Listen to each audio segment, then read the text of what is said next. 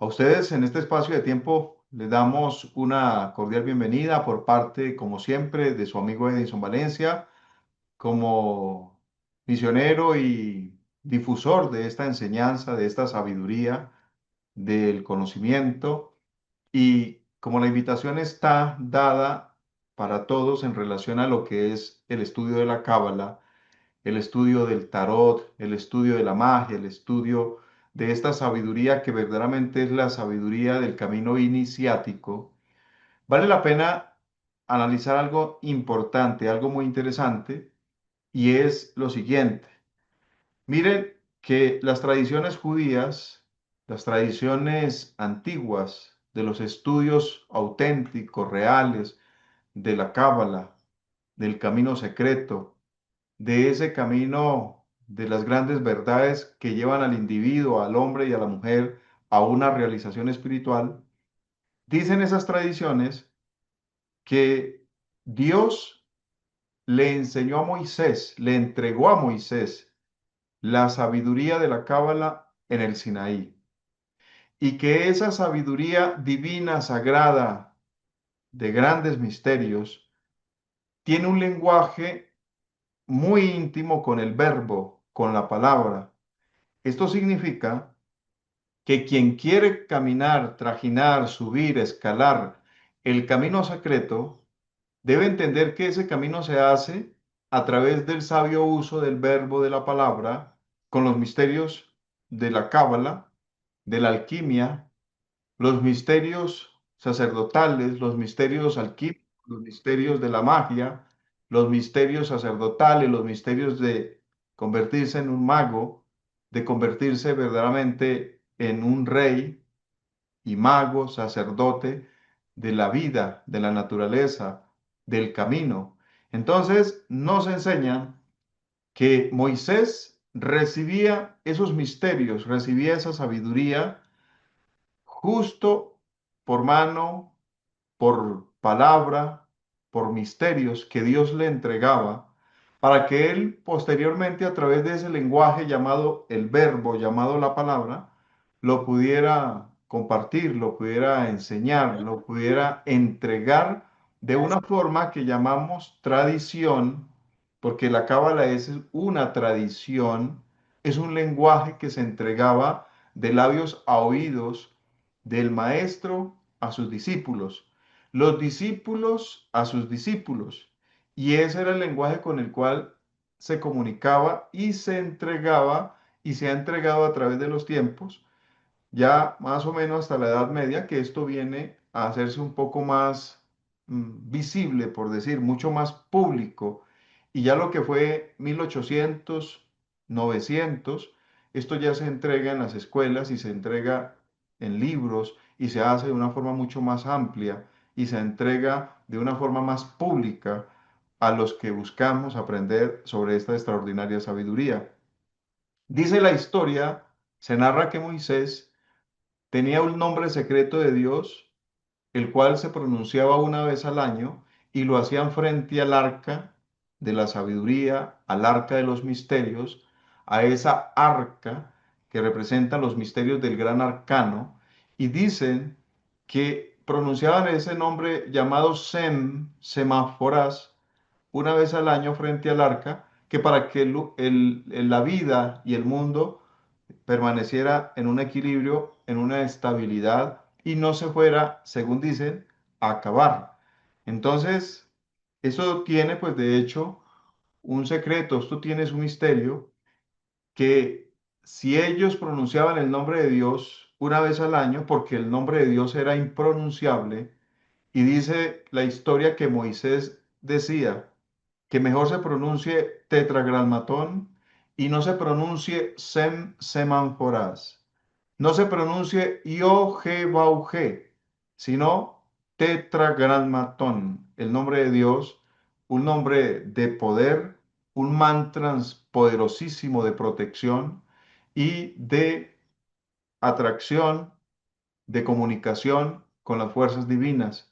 Entonces, si estos misterios sucedían en esa época, porque la cábala es una ciencia, es un conocimiento de tradición, Quiero leerles un pequeño aparte de un gran maestro, quien fuera discípulo de Gamaliel en esa época de Cristo, y como discípulo de Gamaliel, de un gran maestro, historiador y pues de hecho cristiano de esa época, el cual ese discípulo también se pasa a convertir en discípulo de Cristo, y nos dice la historia que ese discípulo conocido con el nombre de Pablo, o Pablo de Tarso, o San Pablo, en su carta a los Corintios, en el capítulo 2 dice, vamos a dar por aquí el paso, dice en su carta a los Corintios, en el capítulo 2 versículos 6 7 y 8, dice lo siguiente, Pablo,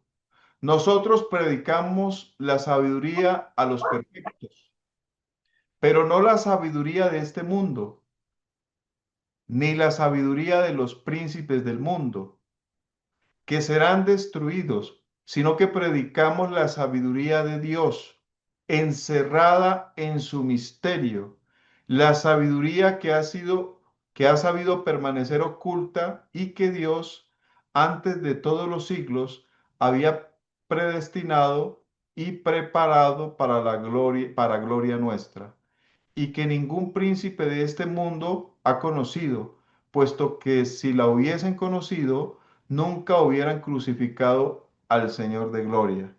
Eso nos dice Pablo en la carta a los Corintios, donde dice que él habla o discurre o parla entre perfectos, y nosotros necesitamos convertirnos algún día en esos seres humanos, en esas mujeres, en esos hombres perfectos. Y como lo decía Cristo, hay que ser perfectos como vuestro Padre que mora en secreto. Hay que ser perfectos como Dios. Hay que buscar la perfección. Pero esa perfección verdaderamente nos la va enseñando la gnosis a medida que nosotros comprendemos poco a poco nuestro camino, nuestra misión, nuestra meta, nuestro objetivo, nuestro por qué estamos aquí, para qué estamos aquí, por qué existimos, para qué existimos, cuál es el motivo de estar aquí, hacia dónde vamos, porque eso se lo decimos a la gente en las primeras cámaras. ¿Por qué estás aquí? ¿Por qué vives? ¿Para qué vives? ¿Cuál es el objetivo de tu vida? Pero ¿acaso nos lo hemos preguntado nosotros también? ¿Cuál es verdaderamente el objetivo de mi vida? ¿Por qué existo? ¿Por qué estoy en este mundo? ¿Por qué he encontrado el camino en esta vida? ¿Cuál es verdaderamente la causa de estar aquí? ¿Por qué ustedes están hoy aquí y no en otro lugar? ¿Por qué están compartiendo con nosotros ahora y no se quedaron viendo televisión? Tal vez hablando cosas, tal vez en algún encuentro familiar, tal vez pegado a alguna pantalla, pero estamos aquí. ¿Cuál es la causa, el motivo, la circunstancia, el por qué? ¿Nos lo hemos preguntado? ¿Nosotros realmente estamos en este mundo para qué? ¿Será que únicamente la causa es vivir, tener una ideología que se convirtió en algo literal y que se ha vuelto un dogma, y nosotros actuamos por un dogma porque así nos lo enseña la gnosis, porque así nos lo explican los instructores, porque así lo he leído?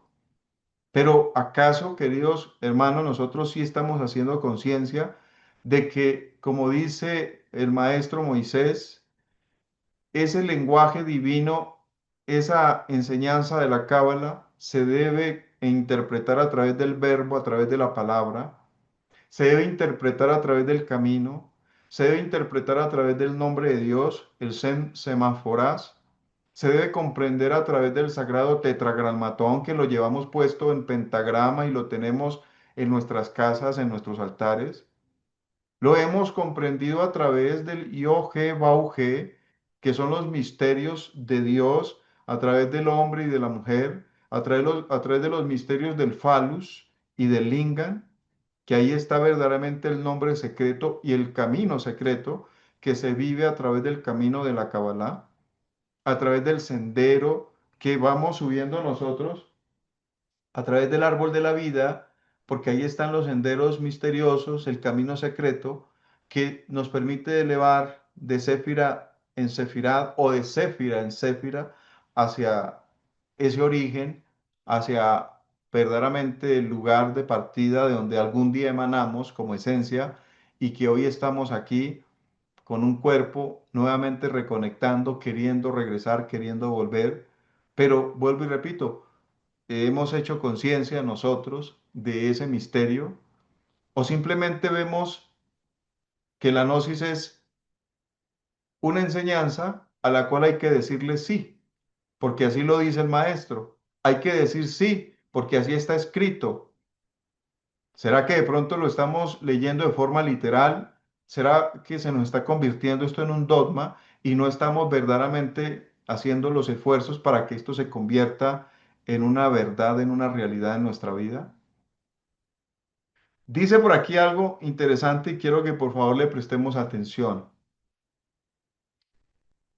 Esta gran tradición recibe el nombre de Cábala. Vuelvo y repito, es de recibir.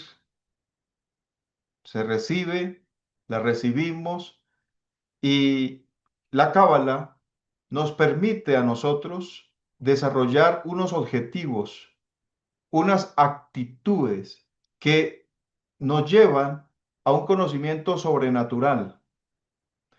Si la Cábala nos lleva a un conocimiento sobrenatural, quiere decir de que tiene ciertos pasos, ciertos grados, ciertos niveles, ciertas profundidades, ciertos estados muy altos de conciencia que podemos ir logrando, porque pasar a unas ideas, a unos trabajos, a unos cambios, a unas actitudes que son sobrenaturales, significa que nos escapamos de unas áreas tan naturales de la vida, por donde va Raimundo y todo el mundo, por donde va la gente y toda la gente, por donde va todo el que piensa igual y cree que la vida es para vivir y que algún día pues nos tenemos que ir de este mundo y que simplemente hay que gozarla, hay que vivirla y eso es todo.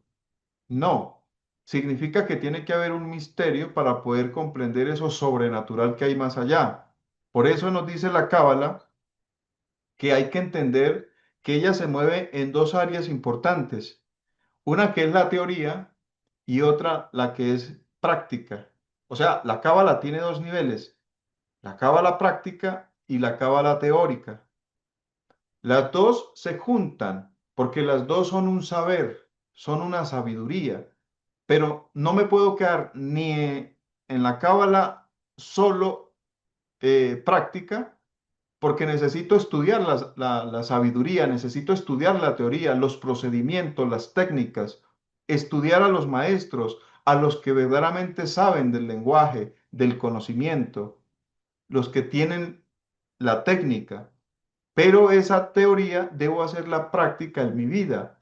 Entonces tiene que ir a la par. Para desarrollar el saber o desarrollar la sabiduría, debo practicar cábala teórica o debo estudiar cábala teórica y debo practicar cábala práctica. O sea, las dos deben ir juntas para desarrollar un verdadero saber.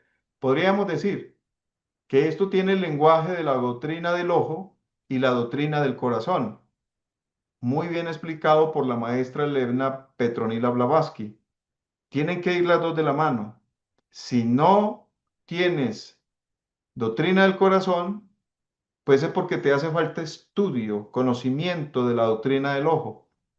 Los conocimientos de la doctrina del ojo debes pasarlo y convertirlos en la doctrina del corazón. Si la ciencia no tiene religión, entonces vemos al que se cree Dios por sus estudios e investigaciones científicas. Y si tú tienes religión y no tienes ciencia, entonces te vuelves una persona dogmática, fanática, o sea, donde le aplicas y donde te vuelves extremista. Entonces tiene que ir las dos de la mano en un alto saber, en un perfecto equilibrio. El saber con la teoría y la práctica. La doctrina del ojo convirtiéndose en doctrina del corazón. Y pasando nosotros verdaderamente lo teórico a algo conscientivo, o sea, a algo práctico. Entonces, miren, lo siguiente, quiero leerles un primer punto importante a todos ustedes. Dice, tradiciones patriarcales sobre el santo misterio de Dios y las personas divinas. Cuando estudiamos Cábala, nos vamos hacia esos estudios antiguos que se hacen actuales en estos momentos, que es estudiar ese santo misterio de Dios y conocer sobre esas personas o seres divinos que son parte de ese patriarcado, de ese desarrollo, de esos desdoblamientos que tiene Dios. Porque Dios se desprende o se multiplica, es pues de hecho la unidad que se vuelve múltiple y esa multiplicidad se recoge dentro de la unidad. Entonces Dios no es únicamente Él dirigiendo todo, sino que tiene, por decir, sus ministros, tiene sus divinidades, tiene seres muy especiales o especializados que trabajan dando el desenvolvimiento de toda la creación y de todo lo que Él quiere entregar, en este caso a la humanidad. Dos, la creación espiritual y la caída de los ángeles. Así como Dios en lo más alto, sabemos que ha hecho una creación, hay un principio y también tiene sus ángeles y debemos estudiar la caída también de los ángeles. Por eso dentro de la Cábala tenemos muy presente el estudio de la angeología y el conocimiento también de la demonología. ¿Por qué? Porque ahí es donde vamos a encontrar ciertos egregores y vamos a encontrar ciertas divinidades y ciertos ángeles que están muy latentes, muy activos, que se conocen como lumbreras caídas y pertenecen al árbol de la Kabbalah en forma invertida. Luego tenemos que estudiamos el origen del caos, la materia y la renovación del mundo en los 6 días de la creación. Pero no nos vamos a ir desde el punto de vista como nos lo han explicado a nosotros, que Dios hizo la creación en 6 días y el séptimo descansó, y entonces muchas religiones el día sábado no trabajan, no comen, ¿sí? No hacen nada porque hay un respeto. De ahí surgió el famoso sabbat, muy perseguido en la Edad Media por la misma Iglesia Cristiana Universal Católica, que ustedes pues conocen muy bien esa historia. Entonces, ¿qué ocurre? Sabemos que esos días de la semana corresponden a la misma creación dentro de la propia anatomía, ultraanatomía, ultrafisiología y constitución interna espiritual del ser humano, a medida que se va levantando, a medida que va haciendo sus propias creaciones espirituales. Entonces, él va haciendo parte de esa creación que conecta con el universo, con lo macro, y él como un universo micro conectando con lo macro y lo macro con lo micro en ese periodo de tiempo que se llama la creación del mundo, de la humanidad y de todo lo que hay en 6 días, nuestra propia creación. Luego vemos lo siguiente que es muy importante, que estudiamos en Cábala la creación del hombre visible, su caída y las vías divinas tendientes a su integración. Así como está el hombre visible, Malkuth, la caída de Malkuth, las vías, los caminos secretos, los caminos divinos que permiten que se vuelva a reintegrar para que se convierta nuevamente en un ser que concreta, que crea, que forma, en un ser especializado. Este camino lo enseña la Cábala, ¿sí? Por eso es un camino secreto, pero que no es entregado para todo el mundo. Aunque vemos hablar de Cábala, a todo el que quiere hablar de Cábala, coge un libro, coge una gráfica y ya quiere hablar de Cábala. Pero hay que entender que la Cábala es el camino secreto que nos lleva realmente al encuentro con nuestro ser, ¿sí? Es el camino que nos permite conocer verdaderamente la vía de regreso de donde emanamos quién sabe cuántos miles o millones de años. Luego, vemos nosotros cómo la misma cábala nos permite pasar más allá, entender más allá lo que es ese famoso Bereshit, Masa o Bereshit que le llaman, que es en el principio, que es la creación. En la cábala estudiamos el famoso carro de la Merkabah, el famoso carro de Ezequiel, el famoso carro intergaláctico que nos explican mucho. Y es pues de hecho a través de la cábala que se puede entender qué tipo de vehículo es ese y cómo se va generando esa creación en el principio. Ahora, quiero que analicen ustedes lo siguiente. Vamos a leerles en relación a la cábala práctica. Dice, la cábala práctica está centrada en la confección de talismanes cabalísticos, así como en diversos aspectos relativos a la magia ceremonial. Esto es importante entenderlo, porque en el camino que nosotros llevamos, hemos aprendido a elaborar y a cargar, a llevar con nosotros, a conseguirlos ciertos tipos de talismanes o amuletos o protecciones que son importantes, necesarias para el camino espiritual de nosotros, ya que un talismán se convierte pues de hecho en un campo magnético protector de la persona. Pero ese extraordinario instrumento tiene gran potencia cuando el hombre o la mujer practicantes de su espiritualidad, de su camino, de la cábala, del espiritual, de la parte espiritual, del camino gnóstico, si aplica los principios, si maneja los compromisos de trabajar conscientemente, respetuosamente y siendo fiel a sus principios, a su camino, a su obra, a su trabajo, sirviéndole a la humanidad, esa persona tendrá un gran poder y una gran ayuda de esos talismanes, de esas protecciones, de esos amuletos que lleva consigo mismo. Se ha hecho en metales, se ha hecho con piedras y de otras formas, pero el talismán se convierte en un aislante muy protector y de mucha potencia para beneficiar a esa persona.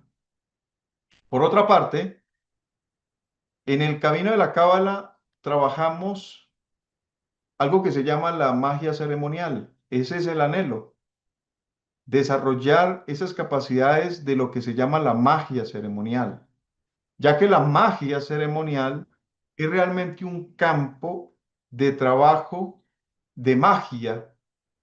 Y ese campo de trabajo de magia, queridos compañeros, es un campo que todos los magos, que todos los alquimistas, cabalistas, ocultistas de la historia la han practicado, la han experimentado y la han vivido.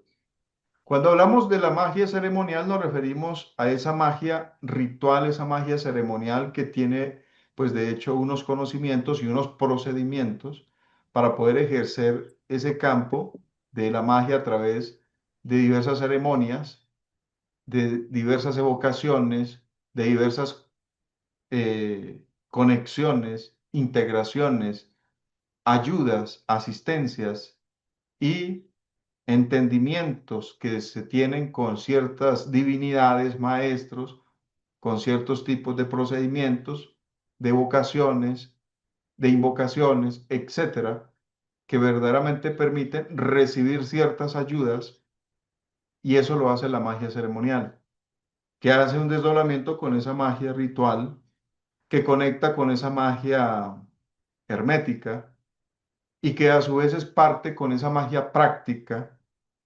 Y esa magia práctica nos permite entender también lenguajes de esa magia celeste, de esa magia universal. Y todo eso es parte de un paquete dentro de esos misterios que se conocen como los misterios de la Kabbalah. Ahora, ¿qué ocurre? En estos estudios tenemos nosotros algo interesante que nos permite a nosotros ir logrando, ir desarrollando esa realización que es cábala práctica, eso que es magia, eso que es estudio de los maestros, estudio de las simbologías, estudio de muchas cosas que están ocultas, secretas y que no se les entregan al vulgo, ¿sí? A la persona común y corriente, aunque tenga estudios, porque mientras no ingrese dentro del camino secreto, pues no podrá ver eso con un lenguaje secreto, sino que lo verá con un lenguaje muy público y no podrá ver e intuir lo que está más allá. Y eso lo permite la Sagrada Cábala. Luego vemos cómo la Cábala en la Gnosis tiene un lenguaje y un procedimiento de estudio y de conocimiento que conecta con la Cábala que ya la mayor parte de gente conoce. Pero en el estudio gnóstico, la Cábala tiene un procedimiento de análisis, de estudio, de comprensión en eso que se llama el absoluto, ya que desde el absoluto, desde el primer círculo, desde la in, se emana desde ese solo absoluto los diversos desdoblamientos, como lo explica la Cábala. Entonces la gnosis se centra en prestar atención a ese absoluto, en dar estudio también al árbol de la vida, que es ese árbol de diversos desdoblamientos, de poder estudiar la numerología y concentrar la atención a través de esa numerología cabalística en lo que es el tarot egipcio. Entonces, al estudiar el tarot egipcio, pues llegamos nosotros a unas conclusiones muy importantes, supremamente importantes, del trabajo a nivel espiritual, porque en la gnosis, pues nos apoyamos mucho en ese estudio del tarot, de la cábala, la numerología, del árbol de la vida y de ese regreso al solo absoluto, que es la misma cábala en el estudio, pero ya con ese lenguaje esotérico, profundo, que nos entregan los maestros y que nos permiten entender un poco esa vía de regreso. Por eso necesitamos nosotros estudiar, sí o sí, queridos compañeros, necesitamos estudiar esa famosa doctrina, esta sabiduría llamada Cábala, ¿sí? Con ese lenguaje oculto, secreto, esotérico, ocultista, que llevan todos los grandes maestros, todos los grandes adeptos, que han desarrollado todos los grandes magos de la historia y han regresado nuevamente. ¿Por qué? Porque no han vivido una cábala solo teórica, sino que se han dedicado a aplicar una cábala práctica. Y esa es la que lo lleva realmente al regreso, nos lleva nuevamente al punto de partida, que es el reencuentro con nuestro ser interior profundo, con nuestro Keter interior, con el anciano de los días, y eso se escribe a través de la Cábala. ¿Qué dicen ustedes? ¿Está quedando claro? ¿Me han entendido? ¿Hay alguna duda?